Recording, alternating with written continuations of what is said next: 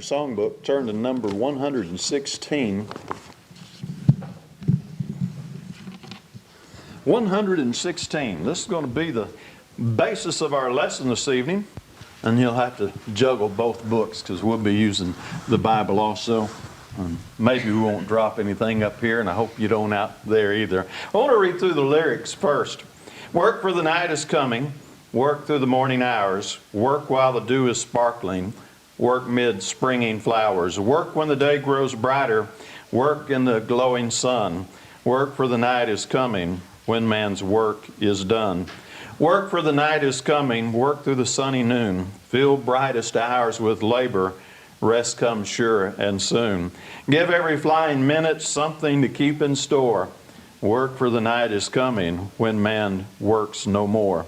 Work for the night is coming under the sunset skies while their bright tints are glowing. Work for daylight flies. Work till the last beam fadeth, fadeth to shine no more. Work while the night is darkening when man's work is o'er. This is poetry, of course. I think that's rather obvious. The interpretations that folks like to give to poetry can vary a little bit from person to person. That's just the nature of poetry. Thus, when someone looks at a song and comes up with one idea and you kind of come up with another idea, don't be too flustered. We all have our different takes, our different backgrounds on how we come at this. As long as somebody doesn't get just really blatantly anti-scriptural with an idea, I'm usually pretty generous when it comes to the poetry in our songs and what have you, and don't get too uptight about it. His basic idea, though, is what we have over in Ephesians 5 and verse 16, where he says, redeem the time. This is simply, if you'll let me put it in a nutshell, this is simply an anti-procrastination song. This is a song about taking the time that you have and getting with it. Ephesians 5:16, redeeming the time because the days are evil. And so that's what our song is about. It's about getting out there and getting on with the business of life while you have the opportunity to do it, because the night's coming when you're not going to work anymore. Now, on this song, the night coming, I take that as a reference to death, not the sunset at the end of every 24 hours.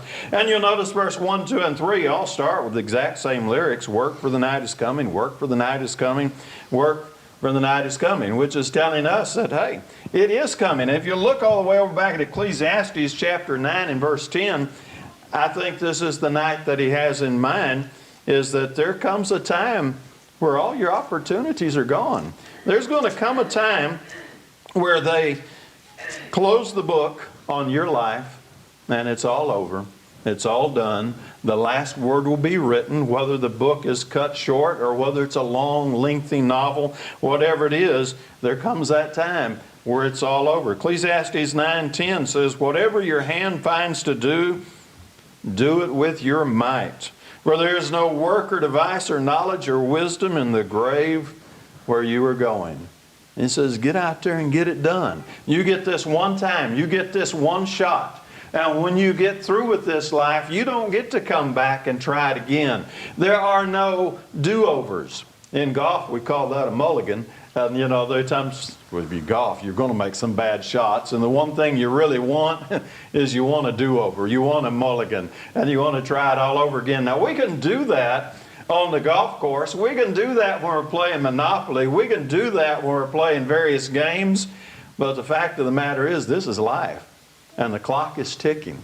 And the moments that have just passed, you never, ever, ever get those back again to get to do them over. Now, if you sin, then you get 1 John 1:9, where you get to confess your sin and He forgives you that sin, but you don't get to do that moment over.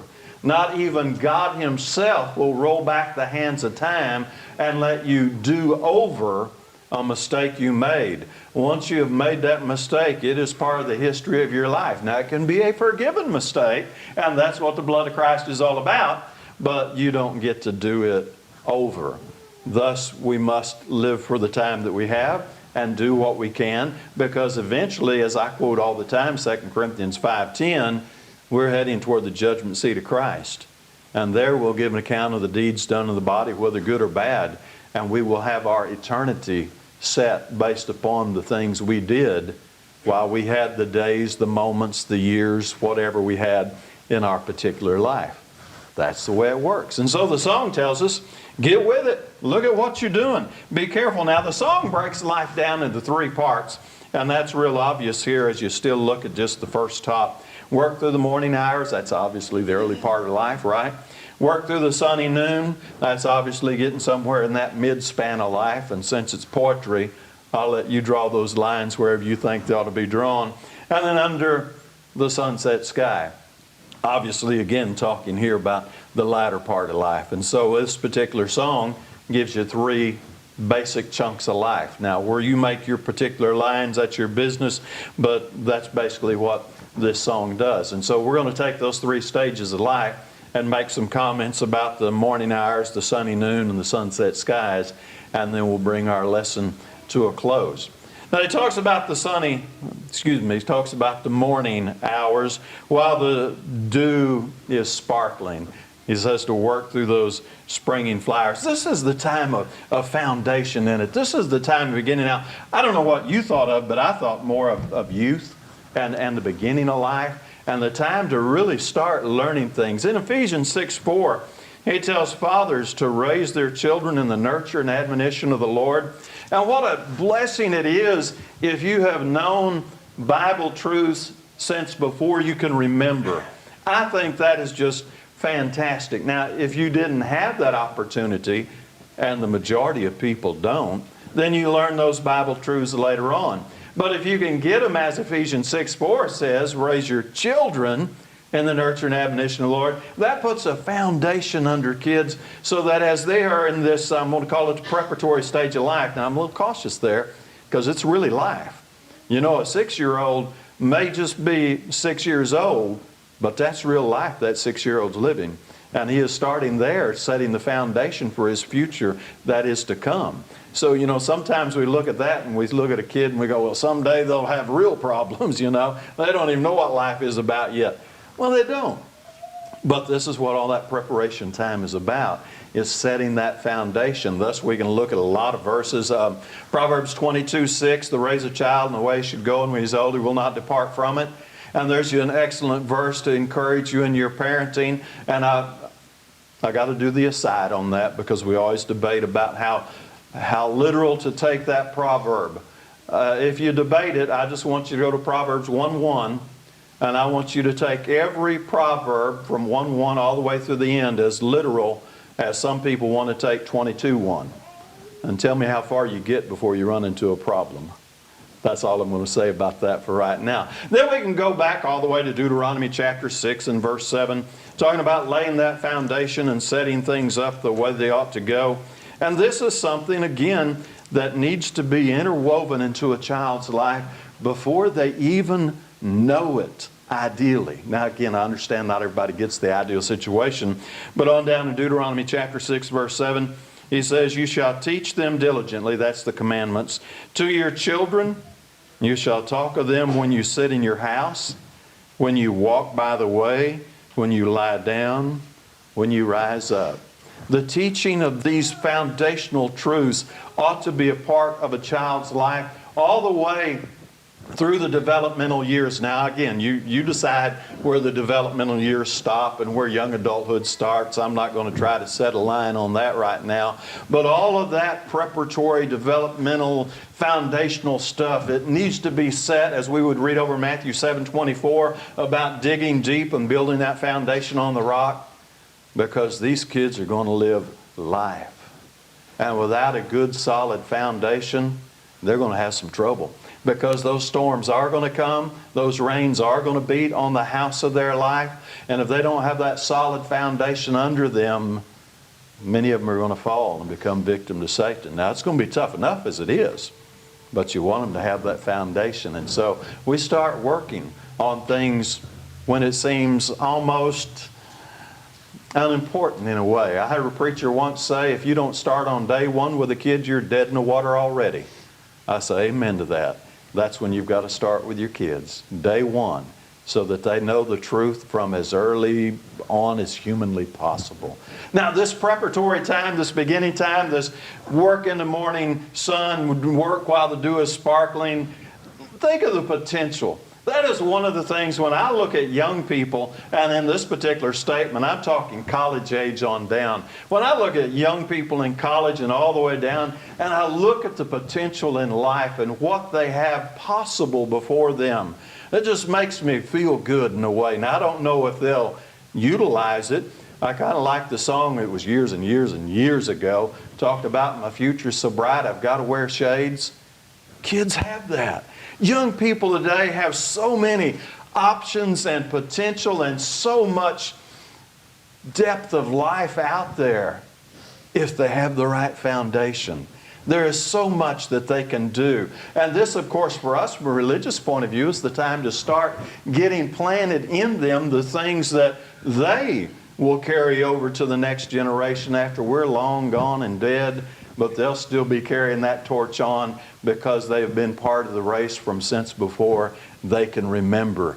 That's the awe, that's the wonder, that's the beauty of youth and all of these things that they get to be involved in as they participate. And let me emphasize that again.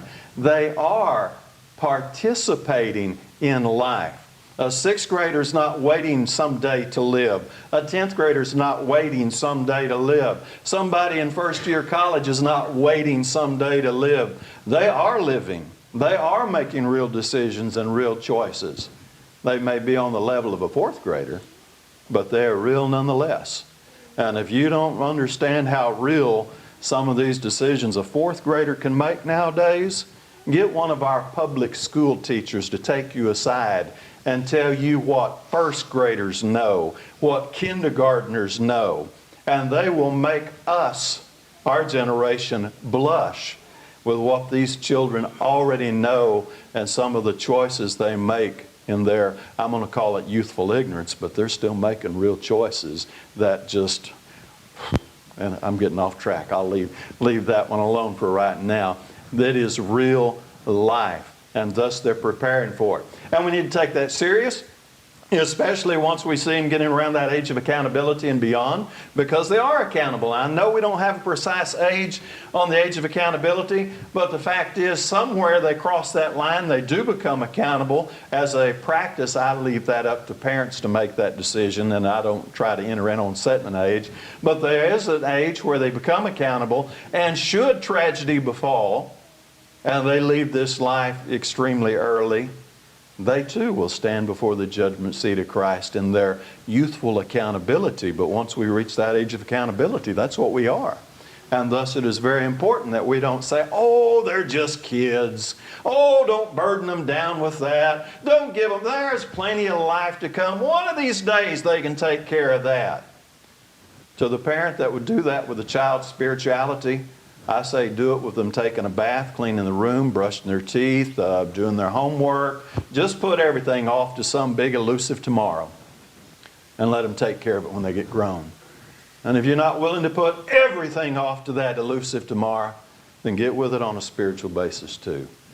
Because should tragedy strike and they leave this world at age 15, 16, 18, so young, so much potential ahead of them, you want to know that they left in the blood of Christ on a solid foundation, not just hoping that maybe somehow things will be okay. So, we work in the morning hours. Now again, you draw your lines where you think the morning hours end and where you think they should end and all that stuff. That's up to you. That's poetry, but it is important that we start early. Then we come to the second verse of the song where he says, work through the night, work for the night is coming, work through the sunny noon, fill brightest hours with labor. Rest comes sure and soon. Give every flying minute something to keep in store. Work, for the night is coming when man's works no more. Here we have, go to Hebrews 5:14 if you would. Here we have the time for execution. The time for doing what we've been preparing to do. We take our children and we teach them, we train them, we point the way that one of these days you'll be the men and the women doing the leading and the teaching because the older generation is going to eventually pass on and hand over the reins. And this is the time where they need that experience. And I refer you to Hebrews 5:14, where he said, solid food belongs to those who are of full age. They're getting their adult feet under them. Now, I know that's a broad range. I look at young 20-year-olds and I think, yeah, they're getting their young adult feet under them. And I look at 60-year-olds and still think that's their adult feet too, right? I don't know where to draw the line, but there's a broad range in there that we're going to put in this second verse, and it covers a lot of territory. And these are those who by reason of use have their senses exercised to discern both good and evil. Isn't that a wonderful thing? People who have experience under their belt, whether they're just getting that experience or they've had many, many years of experience, this is our midlife. Boy, that's a big chunk again. Nowadays, you might want to take that all the way from somewhere to, I don't know, I'm going to say 20 on the early end. You might want to, you know, we're so active so long now that before you get into those sunset years, you might want to put the line at 70 to 80. It's going to vary from person to person somewhat, but it gets really out there now before we start talking about sunset years. We'll get that in a moment. But so here we have the time for execution, the time for doing all of those things you said in your youth and you dreamt.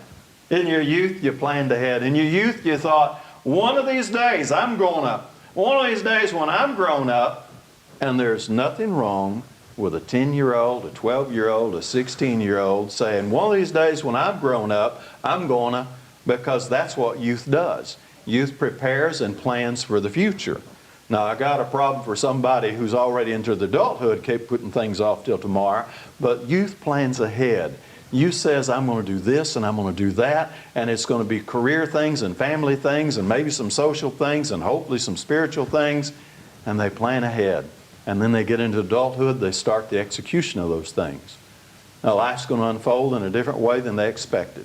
And that's where we who have more experience come in and try to say, well, I know you wanted to be married and have 2 kids by the time you're 28, but life just doesn't always work out.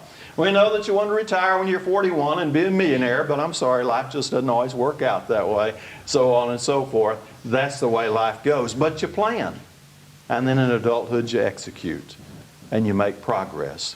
And if you're really paying attention to the right things, you pay attention to the straight and narrow road that leads to heaven. And you press on closer and closer and closer to your Father, James 4:8, instead of pressing closer to material things. And then we go back to Matthew 6:33, where he talks about seeking first the kingdom of God and His righteousness. Again, it's vitally important that during the adult years, when you have this big span of time of executing your ideas and implementing your plans and reworking your game plan sometimes and pressing on forward, that you keep God's center focus.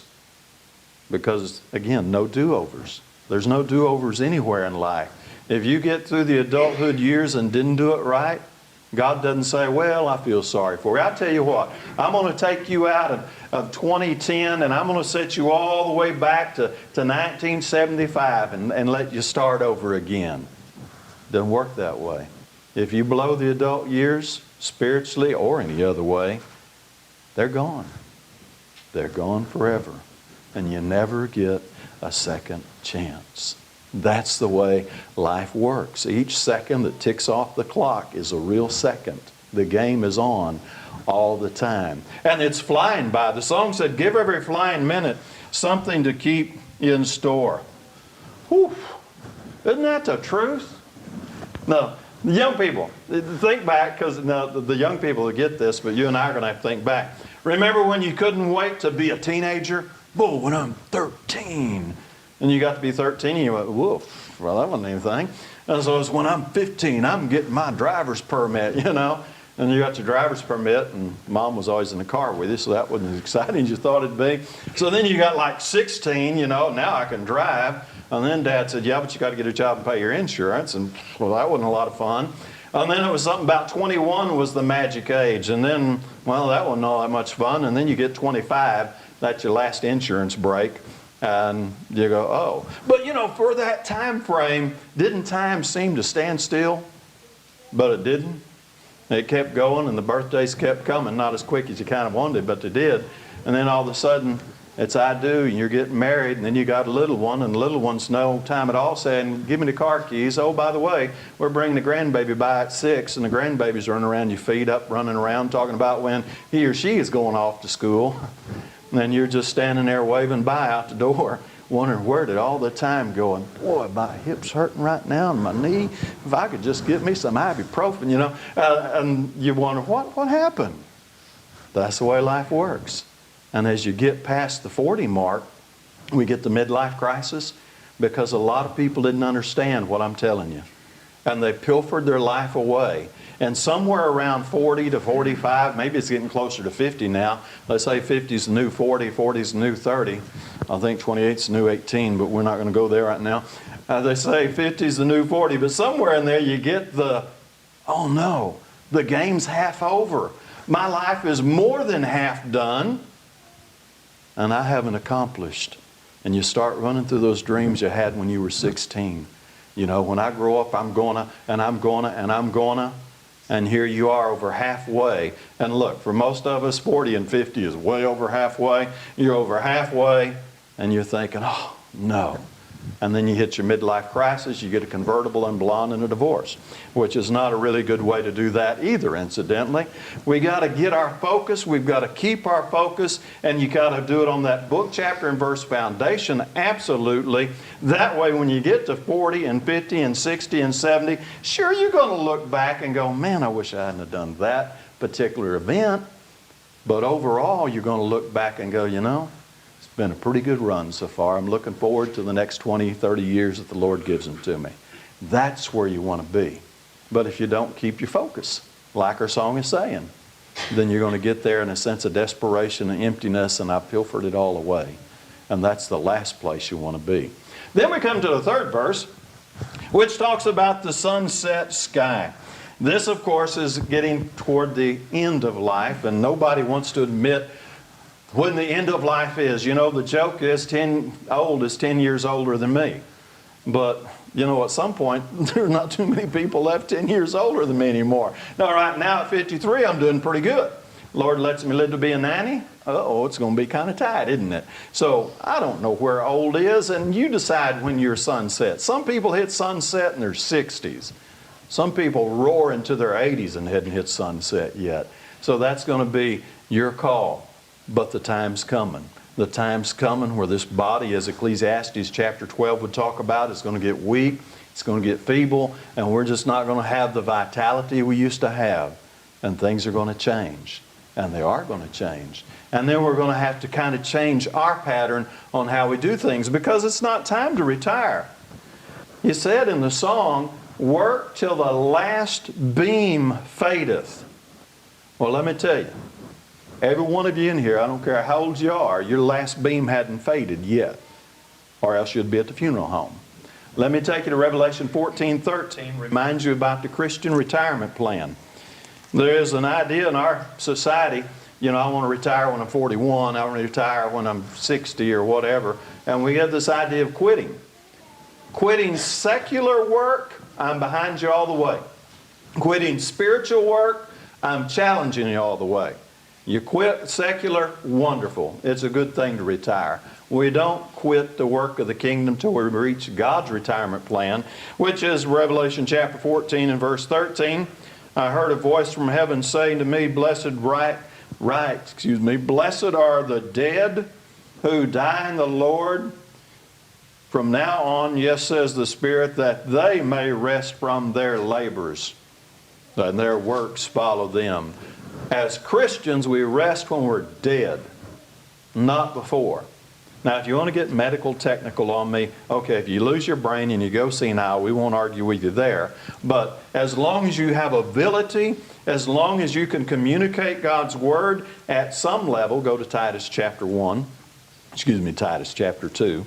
At some level, we keep practicing our Christian discipleship as long as we have our wits about us. Titus chapter 2, verse 3. He says that the older women, that they be reverent in behavior, not slanderers, not given to much wine, teachers of good things, that they admonish the young women to love their husbands, so on and so forth. Now, Paul doesn't use the word mentor Well, this is mentoring. This is all this is. This is taking what you know from your experience of life and sharing it with the younger generation. Now, 2 Timothy 2:2, I really don't believe falls into the technical mentoring idea, but it still will be valid for us in the idea of sharing what we know with others. 2 Timothy 2:2. And the things that you have heard from me among many witnesses, commit these to faithful men who will be able to teach others also. Our older people are a library. And this comment really isn't to the older people. This is really to my generation on down. Our older people are a library. They know things and they have perspectives on life that us people who are still young, and I know 53 is not that young, but they've got perspectives that we don't have. Because respectfully, they're getting closer to the end. And the closer to the end you get, the more clarity you gain in how you see life. And so if you'll think back, a 21-year-old, and I don't mean any disrespect to 21-year-olds, but how much clarity do they have compared to an 80-year-old on the really important things of life? It's a rare 21-year-old that really has a clear perspective of what's truly important in life. Now, it's possible, but a lot of 80-year-olds have a real clear perspective on what's important in life because they've lived life and they've made a lot of their own mistakes and they've learned the lessons the hard way. And the thing you can do is you can glean that from them if you'll take the time. Mentoring is a wonderful thing to do if you have somebody who will listen and somebody who will share. And mentoring doesn't require that you had a great successful life. You can have a mess of a life and say to the younger generation, don't do what I did, and help them out a whole lot. That's what we have in our older generation. And so you keep working. Now, I admit it, when the health starts failing and you can't get around like you used to, or maybe not at all, your options get narrowed. But as long as you got your mind, you got some potential. And thus we come to the end of our song. You keep working. You keep working to the last beam fadeth. Now, this song, in my opinion, is extremely simple, and it is extremely profound. It says, look, your time is limited. Wasn't that Psalms 90:10? You get 70 to 80 years on average. The clock's ticking. One of these days, I've got my last breath and it's all gone and it's all over. And if I didn't do it somewhere prior to the taking of that last breath, take any dream, any plan, any whatever you've got in mind. One of these days I'm going to fill in the blank. If you don't do it before you take that last breath, you're not ever going to do it. Because after that last breath is took, the book's closed. And not another word will be written in that book of your life. God will take that record and He will decide your eternity based upon the things in that book, but you don't get to add another jot, not another tittle, not another comma, not anything. It's all done. And so the time to do what you need to do is now. I like the little thing TNT. Did a whole sermon on it several years back. I don't expect you to remember because it has been quite a few years back, but it's called TNT, today, not tomorrow. That's real dynamite for your life right there if you can learn to implement it. And then we'll give 2 Corinthians chapter 6 and verse 2 a read as we really do come to our close. 2 Corinthians chapter 6 verse 2, which emphasizes again, now is the time.